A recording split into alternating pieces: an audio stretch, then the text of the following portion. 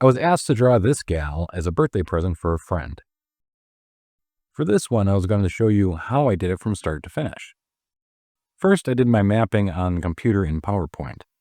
There are 3 levels that I do with these: lines, black, and shading. The picture chosen was from a music video that was in black and white, so it seemed only right to do this in my classic, what I'm going to call, whiteboard pop art. Anyways, I use the picture format settings to adjust the image's color and intensity. I do the shading darker so that way it captures a lot of the details. I usually start with the black since the image is pretty solid, but not as much as the shading will be. I recently learned a new trick involving the merge shapes function. It saves me a lot of time and headaches in case I make a mistake.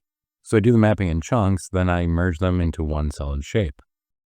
Probably the most tedious one is the lines. It's kind of like tracing, but you kind of have to feel or guess what to trace. The outline of the person is the most important. Because of the contrast, the black and shading will capture most of the outline due to the lighting. Hair is the most difficult. It doesn't pay to map every strand, so I try to capture the most predominant strands, trying to mimic the style of a comic book artist. The drawing with lines only always looks weird to me at first, but I know when I add the shading, it'll look much better. This is where the composite comes in, where I take the mapping of each level and lay them over each other to get an idea of how it might look. And it usually helps me settle my concerns on the look. It already looks pretty cool with just the lines and the black alone. Now on to the shading. I go about it the exact same way I do the black, just larger chunks to map. A lot of what I'm mapping will be in black, but this is really for the edges around the black. I'm probably being more detailed than I need to on some parts. Really, it's just an outline for me to follow. But the composite looks pretty cool on its own. For the individual levels, I use the lines and pattern fill on a really light gray. Dark enough for me to see, but fair enough that the lighting on my camera will barely pick it up. Even my phone in regular lighting is hard to see. Now for the fun part.